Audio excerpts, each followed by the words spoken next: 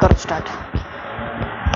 Topic का नाम है रिसर्च के काउंसिल्स। डायरेक्ट क्वेश्चन आया था, यहाँ से आया था क्या? आया आता है।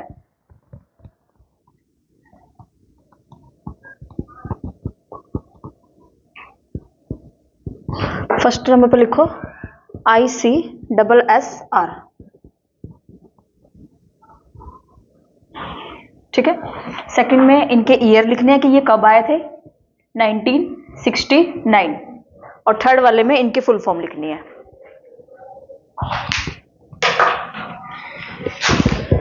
टॉपिक का कोई लेना देना नहीं है इससे कि कौन से टॉपिक का कौन सा पार्ट है ये, ठीक है। हमें क्वेश्चन के हिसाब से चीजें करनी है, ना कि इसके हिसाब से कि भी हमें 16 नंबर का पेपर लिखना है, तो वो चीजें नहीं, ठीक है। फर्स्ट है आपका ICSSR 1969, हेडक्वार्टर है न्यू दिल्ली।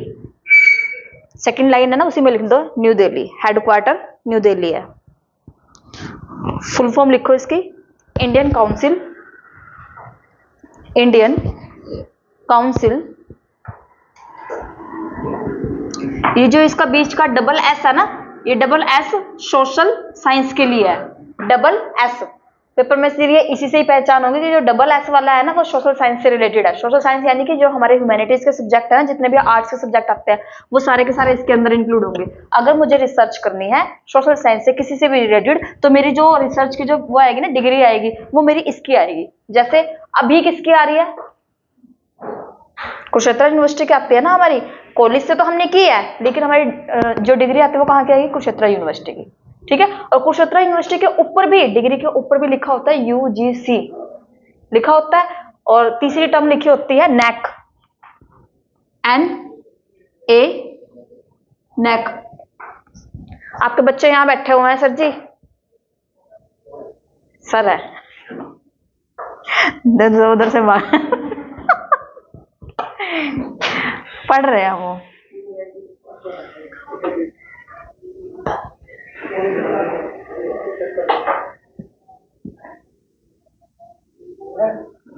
नहीं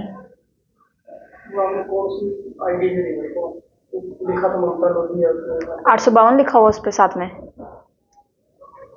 ID चेक करके ना मैम को बता दो, उनको वो बता देंगे। हो गया ये Indian council social science research, Indian Council of social science research. भाई इसका क्वेश्चन जो आता है ना वो मैच में आता है, जल्दी आ जाओ। Indian Council of social science research. Second लिखो ICPR, ICPR, ICPR। जहां पर भी P वाला वर्ड है वो हमारा फिलोसफी से रिलेटेड है। P वाला वर्ड फिलोसफी से रिलेटेड है। अब की बार जो क्वेश्चन आया था, ये पांचों के पांचों दिए हुए थे और उनको सीक्वेंस में लगाना था। सीक्वेंस में कैसे लगेंगे, कई बार उनकी फुल फॉर्म से मैच करवा देते हैं, कई बार उनको मैच करने के लिए दे देते हैं ईयर के साथ। तो क्वेश्चन फिक्स है, आएगा ही आएगा, ठीक है। नेक्स्ट लिखो ICPR 1997, 1977।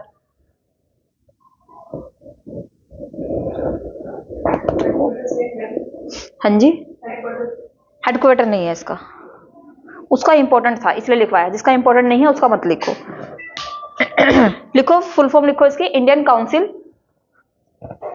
IC का जितने भी IC है ना, इनका मतलब यही है, Indian Council of philosophical research, Indian Council of philosophical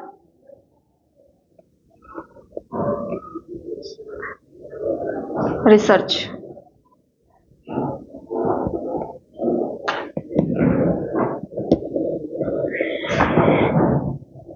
philosophy से related,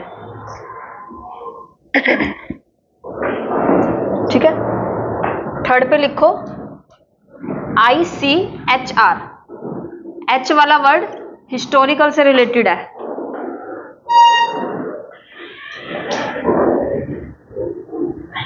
historical, Indian Council of historical research, Indian Council of historical research. ये इंपॉर्टेंट है, इसका हेडक्वार्टर है गुवाहाटी, गुवाहाटी कहाँ पर है? असम। गुवाहाटी असम। इस्टेब्लिश्ड हुआ था 1972 में, 1972, 1972।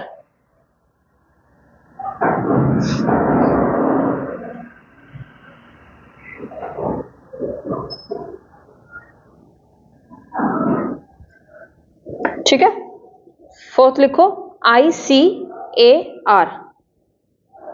ए वाला वर्ड एग्रीकल्चर के लिए, ए के नीचे हाईलाइट कर देना, ठीक है। ए वाला वर्ड जो है एग्रीकल्चर के लिए है, लिख लो Indian Council of Agriculture Research. Indian Council of Agriculture research.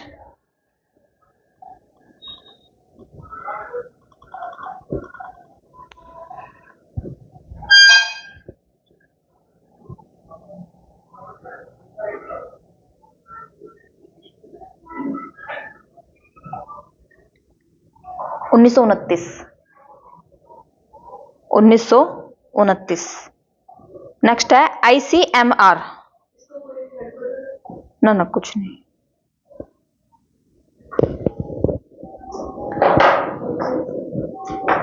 इसका क्या बताया ICAR का? 1929।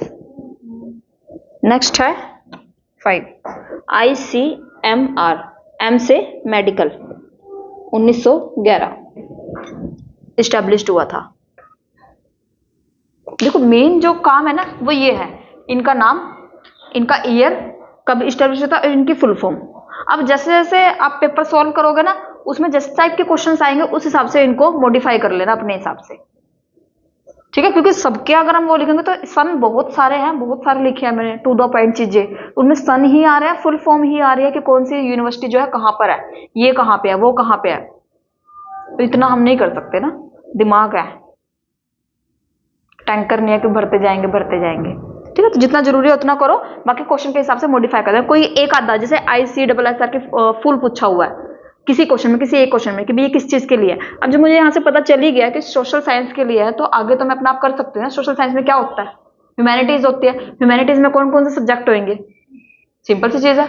अगर उसने दे दिया कि निम्न में से ICSSR में कौन से सब्जेक्ट में जो है ये नहीं करवाई जाती है रिसर्च, और उसमें ह्यूमैनिटीज के अलावा एक सब्जेक्ट दे दिया, तो ऑब्वियस चीज है, मुझे पता है ना ह्यूमैनिटीज में कौन सा सब्जेक्ट आता है। ह्यूमैनिटीज यानी कि आर्ट्स, पहले उसको आर्ट्स बोलते थे, हम कहते हैं कि अब बोलते हैं ह्यूमैनिटीज। +1 +2 में उसको ह्यूमैनिटीज के नाम से जाना जाता है।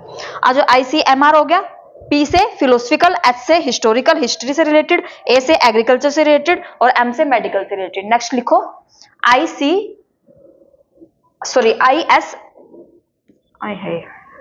आई चिप गया दिमाग में, CSIR। 6 नंबर पे है CSIR, CSIR 1942। CSR का जो पेपर होता है साइंस वाले बच्चों के लिए, जैसे हमारा पेपर है UGC नेट, उनका है UGC CSIR नेट, ठीक है। UGC नहीं है, CSR नेट है, सिर्फ हमारा UGC नेट है। UGC नेट में नॉन टेक्निकल है, नॉन साइंस है, और CSR नेट में क्या है, साइंस के सब्जेक्ट और साथ में मैथ वाला सब्जेक्ट इंक्लूड हो जाता है।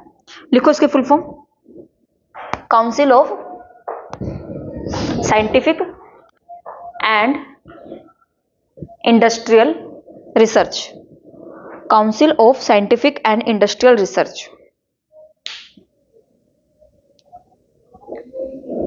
नेक्स्ट है NCRI, NCRI 1995, 1995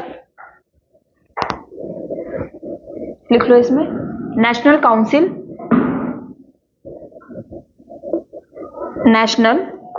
council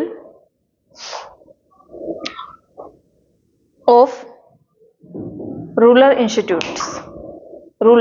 institutes.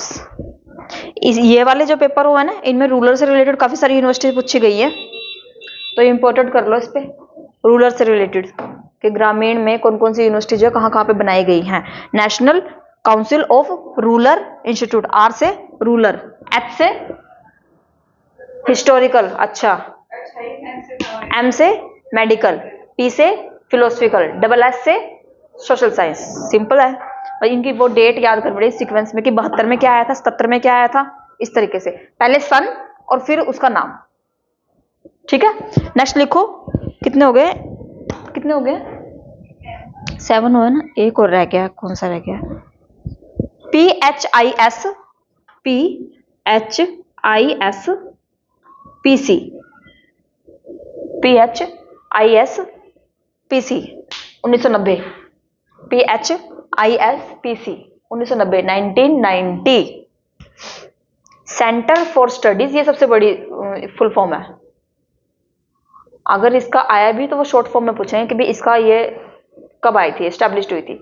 Centre for studies in civilisation, in civilisation, project of civilisation, comma project of history of Indian science, history of Indian science, comma philosophy and culture, and culture. अब इसमें ना सारे ही आ गए, जो हमने अलग अलग department बनाए थे ना, अब वो इसमें इंक्लूड हो गए, सब आ गए। फिलोसफी भी आ गया, सिविलाइजेशन आ गया आपका, सिविलाइजेशन क्या है, ह्यूमैनिटीज ही हो गया ना। नेक्स्ट क्या है आपका, कल्चर आ गया इसके अंदर, और इंडियन साइंस आ गई। CSR को मिला दिया इसके अंदर, ह्यूमैनिटीज को मिला दिया, तो वो सारी चीजें क्या हो गई, ये रिसर्च के काउंसिल हैं जो मेन है। ठीक है, और सारे ही इंपॉर्टेंट है, किसी ना किसी के पेपर में सारी एक ना एक जो है आएगा ही आएगा। किस्मत वाला होगा जिसके में ये सारी की सारी आएंगी मैच करने के लिए या फिर सीक्वेंस में लगाने के लिए। ठीक है, नेक्स्ट लिखो एक्रीडेशन क्या टॉपिक है, नहीं उससे पहले लिखो कि भाई लैंग्वेज यूनिवर्सिटीज कौन कौन सी हैं।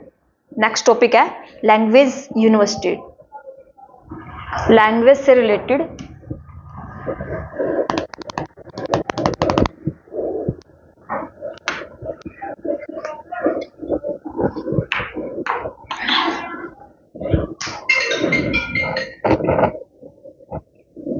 छह यूनिवर्सिटी है टोटल।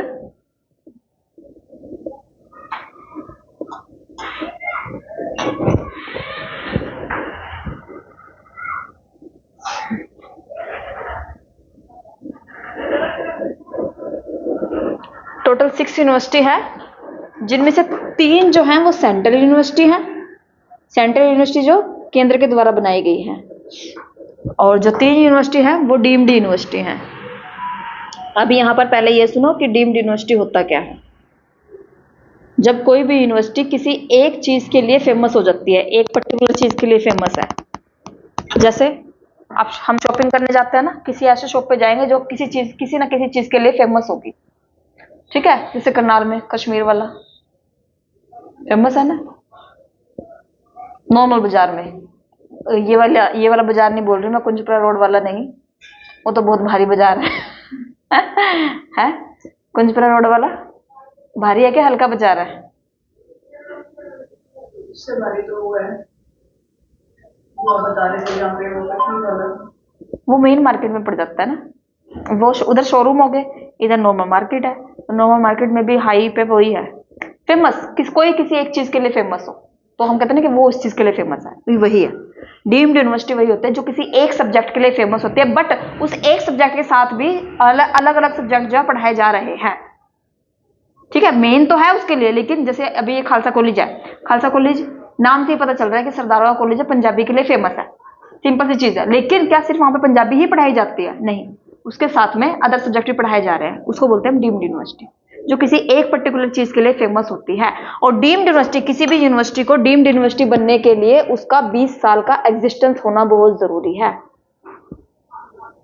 एग्जिस्टेंस कैसे, एक नॉर्मल यूनिवर्सिटी के फॉर्म में उसका 20 साल का एग्जिस्टेंस में होना जरूरी है, क्योंकि हम रिकॉर्ड देखेंगे ना, अगर किसी को लोन लेना है तो वो पीछे वाले क्या करते हैं, रिकॉर्ड देखते हैं ना, किसका पीछे का रिकॉर्ड कैसा है, सिविल देखते हैं। ये वही है कि भी अगर किसी भी यूनिवर्सिटी को डीम्ड बनाना, स्पेशलाइजेशन, ये एक तरीके का स्पेशलाइजेशन है किसी भी चीज का।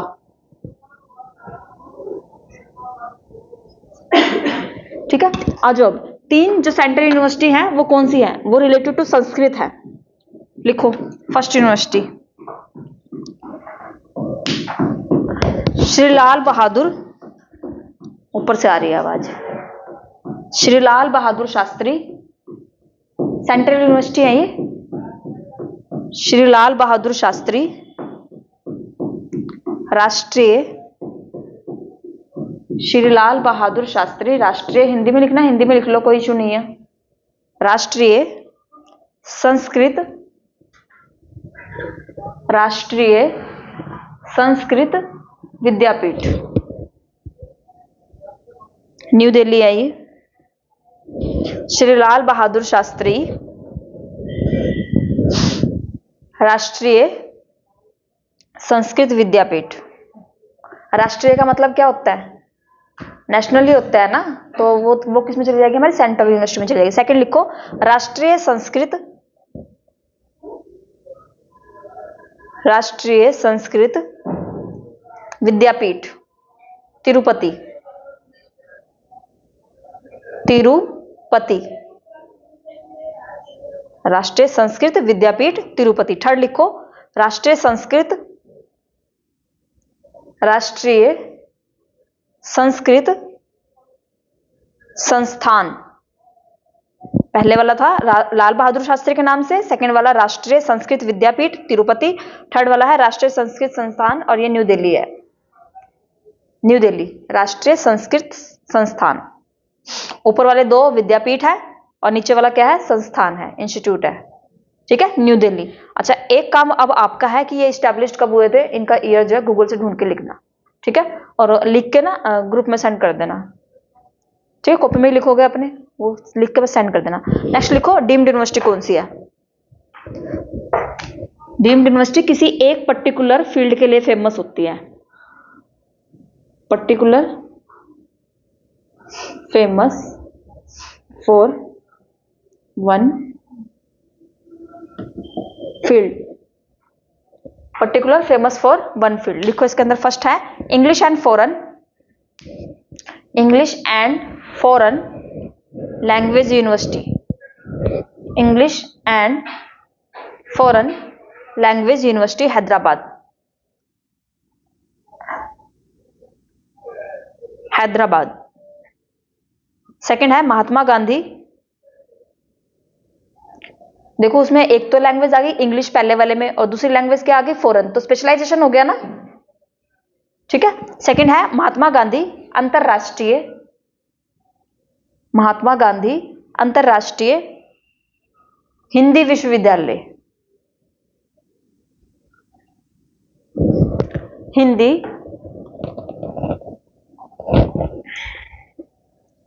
विश्वविद्यालय वर्धा, वर्धा डब्ल्यू नहीं, ये कहां पे है, सेकंड वाली महाराष्ट्र, वर्धा नाम सुना, महाराष्ट्र में वर्धा। थर्ड है मौलाना अबुल कलाम, मौलाना आजाद है, अबुल नहीं है, Maulana Azad national Urdu university, Maulana Azad national Urdu university. दो हैदराबाद की होगी और एक कहां की होगी, दिल्ली नहीं, वर्धा, हाँ महाराष्ट्र की नहीं, हैदराबाद है। मौलाना आजाद नेशनल उर्दू यूनिवर्सिटी, एक उर्दू के लिए है, एक हिंदी के लिए है और एक क्या है इंग्लिश के लिए, स्पेशलाइजेशन हो गया, ठीक है।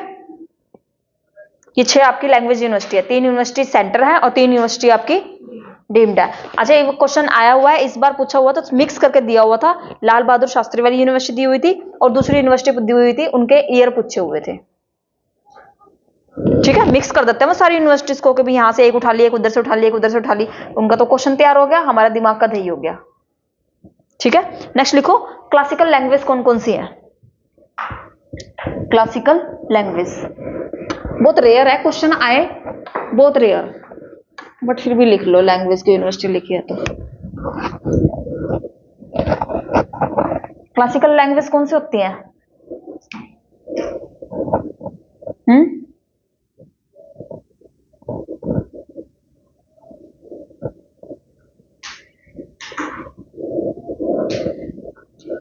क्लासिकल लैंग्वेज पुरानी हो, बहुत पुरानी हो क्लासिकल, ठीक है। फर्स्ट लिखो संस्कृत। टोटल 6 लैंग्वेज हैं इसके अंदर।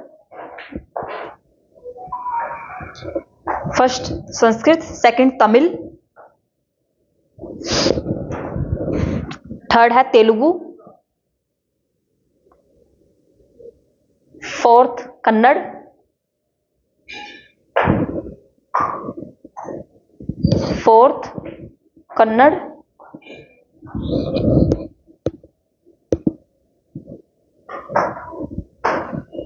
फिफ्थ है मलयालम,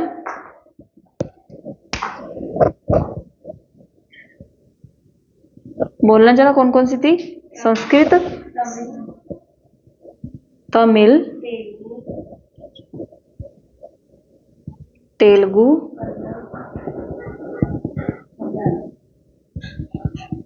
कन्नड़। मलयालम की स्पेलिंग YAL, गलत लिखवा रहे हैं। MALYALAM, मलयालम। सिक्स पे है आपकी उड़िया, उड़ीसा की। इसमें से जो लगा दिया, मैंने तो लगाया हुआ कॉपी में, आपने नहीं लगाया हुआ। मलयालम, ठीक है। अब क्वेश्चन इसमें से पूछा हुआ है कि इनमें से वो फर्स्ट यूनिवर्सिटी कौन सी थी जिसको, सॉरी, फर्स्ट लैंग्वेज कौन सी थी जिसको राष्ट्रीय क्लासिकल लैंग्वेज में इंक्लूड किया गया था। तो फर्स्ट नंबर पे आती है आपकी तमिल, फर्स्ट, और लास्ट पे आती है आपकी ओडिया को।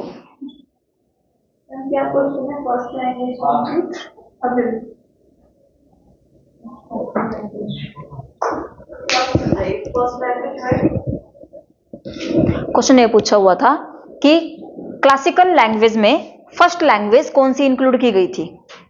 क्लासिकल लैंग्वेज में फर्स्ट लैंग्वेज हमारी तमिल को इंक्लूड किया गया था। कब? 2004 में।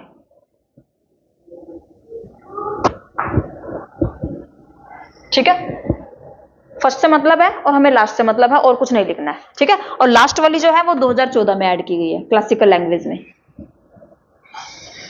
क्लासिकल यानी कि जिसका वजूद है पुराना, ठीक है। नहीं, संस्कृत को बाद में ऐड किया गया है। क्वेश्चन ये नहीं है, क्वेश्चन ध्यान से सुनो, क्वेश्चन ये नहीं है कि पुरानी लैंग्वेज कौन सी है, क्वेश्चन ये है कि उनको स्टेटस कब मिला है।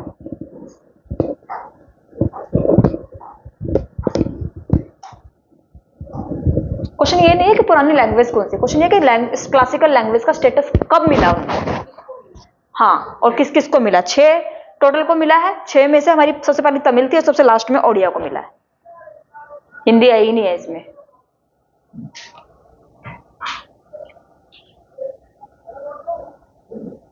आया समझ में? क्या हो गया? होश क्यों उड़े हुए हैं? मैं ये चीज सोच रही थी कि ये साउथ वाले होते हैं ना, वो कभी हिंदी लैंग्वेज पे जोर देते हैं, वो इंग्लिश या अपनी लैंग्वेज पे जोर देते हैं, रीजनल लैंग्वेज पे। और रीजनल लैंग्वेज है भी देखो सारी सारी वही है, तमिल, तेलुगु, कन्नड़, मलयालम। केरल की होगी, कन्नड़ कर्नाटका की होगी, ये तेलुगु हमारे तमिलनाडु और उसकी होगी। अरे ऊपर वाले गए, ऊपर वालों को पता ही नहीं है क्या कर रहे हैं। नॉर्थ वाले अपने में ही लगे पड़े हैं घूमने फिरने में। चलो नेक्स्ट लिखो। नेक्स्ट टॉपिक है आपका एक्रीडेशन। एक्रीडेशन क्या होता है? ये जो मिलते हैं ना, रैंकिंग मिलती है। अगर इनके ईयर आपको लिखने हो तो लिख लेना गूगल सर्च आउट करके।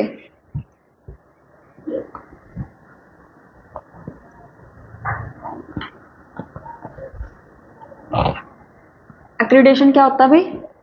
रैंकिंग देना। क्या है एक्रीडेशन की स्पेलिंग?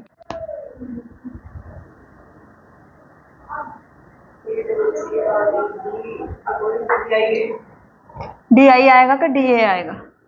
गलत है ये। लो ना, ठीक कर दी अब, ठीक है। Accreditation in higher education, accreditation in higher education. मेरा तो मोटिव यही है आपके बार कि लिमिटेड काम करवाया जाए, लेकिन उसकी मल्टीपल टाइम जो है रिवीजन करवाया जाए। ये 4 पेज लिखने में ना मुझे 4 दिन लगे हैं, और तुम्हें मैंने 1 दिन में करवा दिया कि कौन कितना पार्ट लिखना है, कितना नहीं लिखना है, जरूरी ये है। लिखो चलो, accreditation in higher education. First आता है नैक, फर्स्ट है नैक। 1994 में आया था। फुल फॉर्म लिखो इसका, national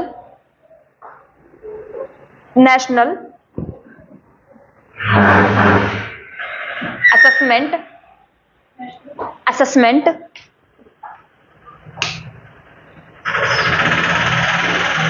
national assessment and accreditation council.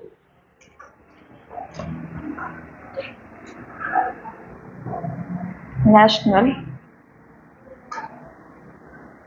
Correct नहीं करूँगा वो।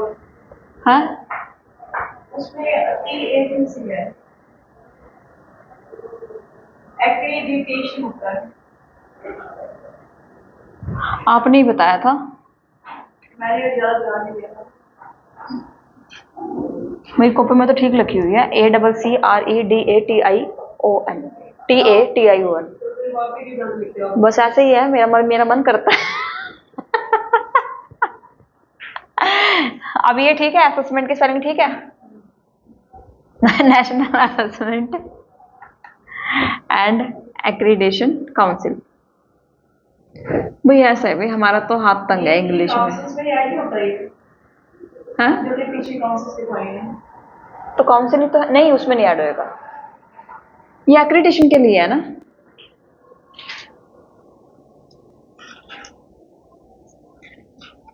रैंकिंग प्रोवाइड करता है ये। 1994 में बना था। इसका जो हेडक्वार्टर है वो लिखो, हेडक्वार्टर बेंगलुरु में है, headquarter in Bengaluru, Bengaluru. NAAC को जो बनाया गया है by UGC, university grant commission. आप इधर ही लिखो, इस साइड ही, इधर इधर इधर इधर इधर, by UGC, established by UGC. Full form लिखो यूजीसी की, university grant commission, university grant commission, university grant commission.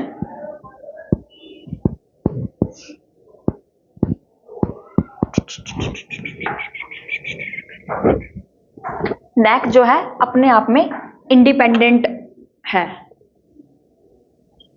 Independent, या फिर एक वर्ड आता है ऑटोनोमस। ऑटोनोमस का मतलब होता है कोई भी अथॉरिटी अपने आप में 100% है। कोई भी अथॉरिटी, अब मैंने आर्गुमेंट करवाया हुआ आपको, आर्गुमेंट करवाया हुआ ना, क्योंकि मेरा तो साफ है सब, करवाया था। डिडक्टिव इंडक्टिव, डिडक्टिव इंडक्टिव याद नहीं। ऑटोनोम 100%, 50%, तो 50% क्या है हमारा यूजीसी, और 100% क्या है हमारा नैक। ठीक है, यूजीसी के अंडर काम करता है, लेकिन अपने आप में वो 100% है। जैसे कि मैंने कोई भी काम किसी भी टीचर को अगर दे दिया, तो वो टीचर अपने आप में क्या 100% है, लेकिन वो काम किसके अंदर कर रहा है, मेरे अंदर। तो मैं क्या हूं, मैं 50% हूं। ठीक है, वो अपने आप में 100% है, मैं 50%, क्योंकि मैं उसके ऊपर डिपेंड हूं।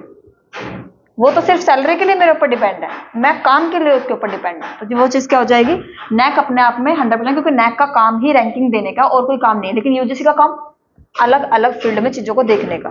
ठीक है, ऑटोनोमस है, इंडिपेंडेंट है, ये वर्ड पेपर में आ चुके हैं, इंडिपेंडेंट भी और ऑटोनोमस भी। ये यूजीसी भी आ चुका है, बेंगलुरु भी आ चुका है, फुल फॉर्म तो आ ही चुका है। और लिखो कि किसके रिकमेंडेशन से इसको बनाया गया था।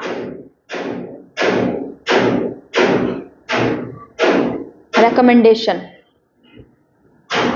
of 1986 की NPE national policy of education. किसका? वो लाइव चली हुई है, नहीं है, वहां भी नहीं है, इधर भी नहीं है, घर है।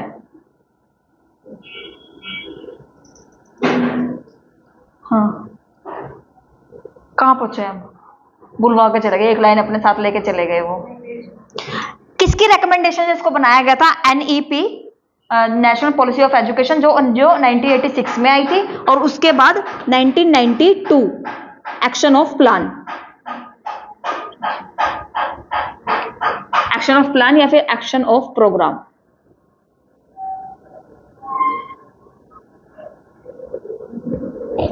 के रिकमेंडेशन पर नैक की बारे में सोचा गया था और उसको बनाया गया था, तो फिर 1994 में इसको बनाया गया। रिकमेंडेशन 86, दूसरी रिकमेंडेशन 1992, उसके बाद 1994 में नैक को बना दिया गया। किसके द्वारा? यूजीसी के द्वारा। कुछ भी लिख दो, नेशनल पॉलिसी ऑफ एजुकेशन, कुछ लिख दो जो तुम्हारा मन करे। 2020 में भी तो आई है, वो NEP है, उससे पहले NPE बोलते थे। हाँ, कुछ लिख दो, NEP लिख दो, नहीं इससे कोई फर्क नहीं पड़ेगा। मैंने देखा भी कई जगह एंटी लिखा हुआ था, मैंने पढ़ा था इसके बारे में, कई जगह एंटी, कई जगह एंटी। 2020 वाली जो है वो NEP है, और ये है जो NPE है। 86, तीन पॉलिसी आ चुकी हैं, एक आई थी 68 में, दूसरी आई है 86 में, और तीसरी आई है 2020 में।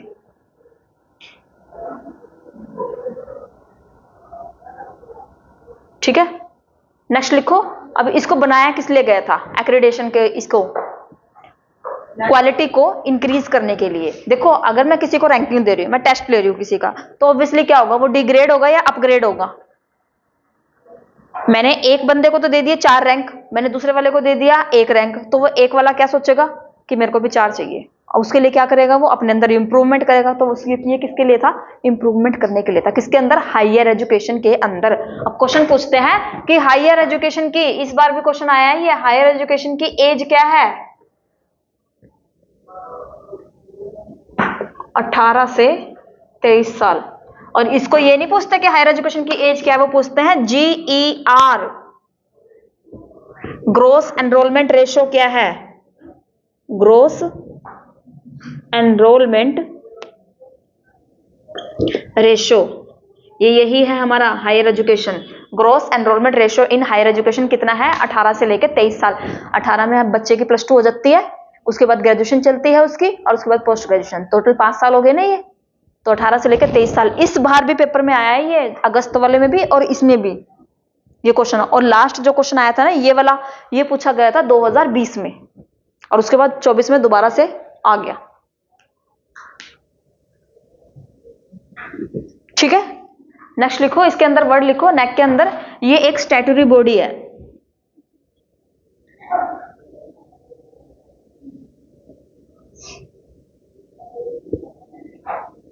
स्टैट्यूटरी बॉडी क्या होती है? जिसको एक्ट ऑफ पार्लियामेंट के द्वारा बनाया जाता है। ये इरेज कर दूं? ध्यान से, ये वर्ड मोस्ट इंपॉर्टेंट है। स्टैट्यूटरी बॉडी क्या होता है? जिसको एक्ट ऑफ पार्लियामेंट के द्वारा बनाया जाता है, एक्ट ऑफ पार्लियामेंट। और एक्ट ऑफ पार्लियामेंट का मतलब क्या है कि उसमें लोकसभा और राज्यसभा में बिल पास होता है कि ऐसा कुछ बनाने के लिए सोच रहे हैं, बिल पास होगा तो वो बनेगी, अदरवाइज नहीं बनेगी। ठीक है, ऐसे नहीं कि भाई यूजीसी ने बनाई है, यूजीसी के अंडर तो वो काम करती है। बनाया किसके द्वारा? गवर्नमेंट ऑफ इंडिया के द्वारा, गवर्नमेंट ऑफ इंडिया के द्वारा। लेकिन वो क्या है? एक स्टैट्यूटरी बॉडी है। स्टैट्यूटरी बॉडी क्या होता है? जिसको एक्ट ऑफ पार्लियामेंट के द्वारा बनाया जाता है। एक्ट ऑफ पार्लियामेंट का मतलब क्या है? लोकसभा और राज्यसभा के जो मेंबर हैं वो मिलके डिसाइड करते हैं कि बिल पास होना चाहिए। मेजोरिटी वाला सिस्टम हो गया ना, बिल पास होना चाहिए या नहीं होना चाहिए। समझ में आया? कॉन्सेप्ट समझ में आया? फालतू के अड़ंगे नहीं लिखने, बाकी जिसमें से पढ़ना हो वो बुक में से पढ़ लेना। ठीक है, मैं इसकी वो फोटो भेज दूंगी PDF बना के। और इसमें कुछ चीजें हैं जो मैंने इसमें मेंशन नहीं करवा रही हूँ कि नेक के जो जनरल कमेटी होती है उसके जो असिस्टेंट होते हैं वो कौन होते हैं कौन नहीं होते हैं, अगर आपको सही लगे तो पढ़ लेना, अदरवाइज क्वेश्चन तो नहीं आया है इससे अभी तक तो। ठीक है, नेक्स्ट लिखो NBA। ये फर्स्ट था NAC, सेकंड है NBA।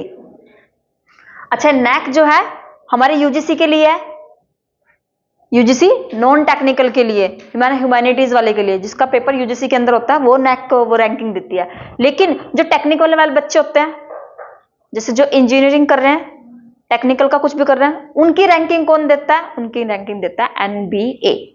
ठीक है, नेशनल बोर्ड ऑफ एक्रीडेशन। हाँ, ये ह्यूमैनिटीज के लिए है, ह्यूमैनिटीज नहीं बोल सकता, यूजीसी के अंदर जितने भी सब्जेक्ट इंक्लूड होते हैं वो सब। सेकंड है NBA। अच्छा, ये काम किसके अंदर करता है? यूजीसी के अंदर। ये इंपॉर्टेंट है कि यूजीसी के अंदर काम करता है ये। रूल और रेगुलेशन जो चलते हैं, नहीं NAC में रूल और रेगुलेशन जो NAC में चलते हैं वो किसके चलते हैं? वो यूजीसी के चलते हैं। सेकंड है NBA।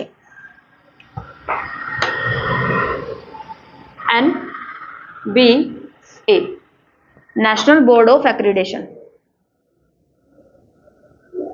नेशनल बोर्ड ऑफ, अब स्पेलिंग ठीक लिखूंगी मैं, एक्रीडिटेशन। अच्छा, ये काम किसके अंदर करता है? ये काम करता है AI, ऊपर की साइड लिखती हूँ, ये जो काम करता है किसके अंदर करता है? AICTE। AICTE full form all Indian council for technical education. इसकी खुद की स्थापना कब हुई थी? 1945 में हुई थी। इसकी खुद की स्थापना जो है 1945 में हुई थी। NBA national board of accreditation किसके अंडर काम करता है? AICTE के अंदर। और NAC किसके अंदर काम करता है? UGC के। ये क्वेश्चन पेपर में आ चुका है। कैसे आया था?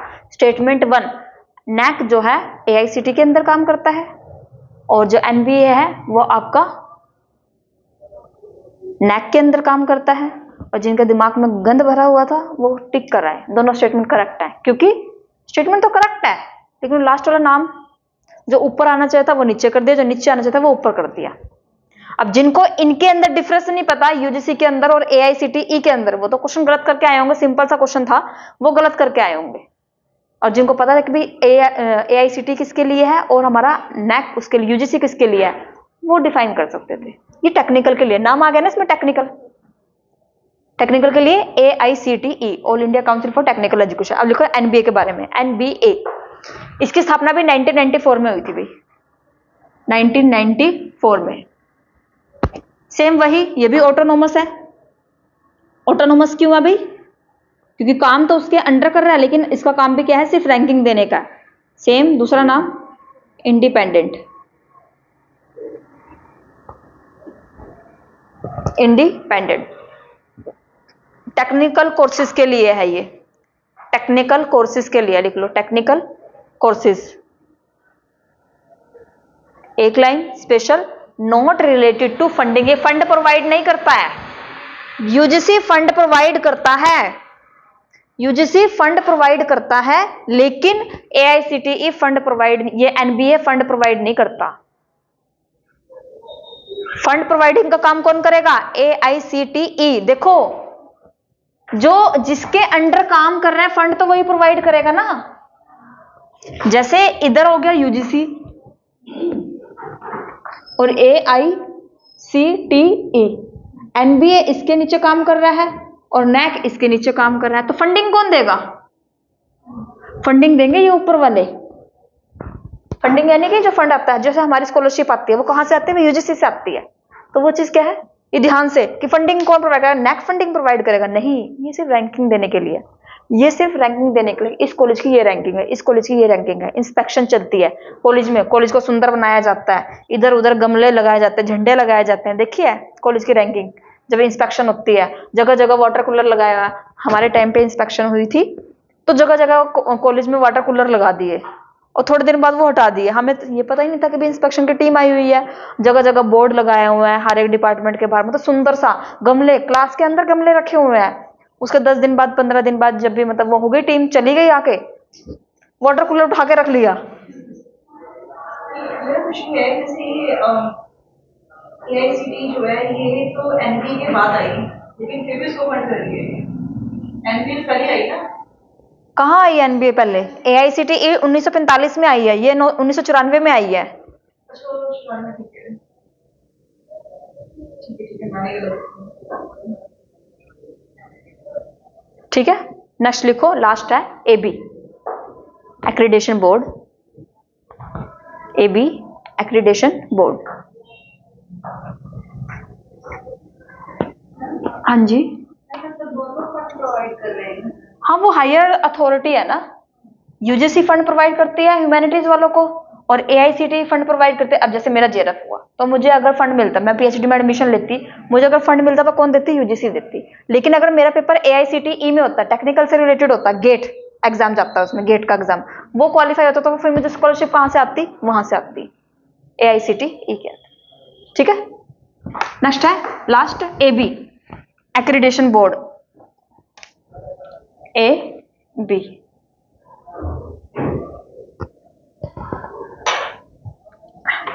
1996 में बना था ये। और ये एग्रीकल्चर से रिलेटेड है, related to agriculture. AB accreditation board,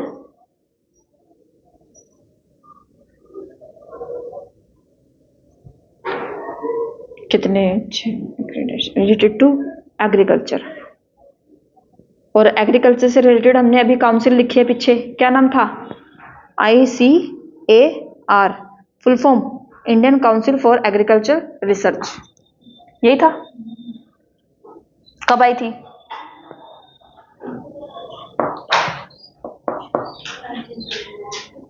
1929 में। भाई जितना लिखोगे ना उतना याद होएगा।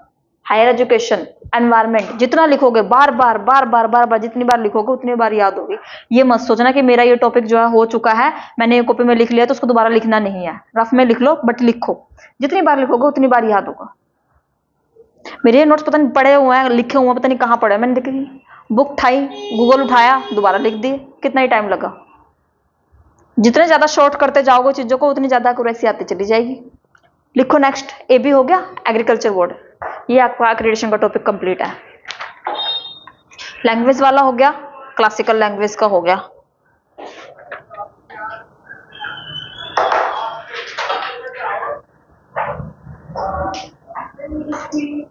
इसका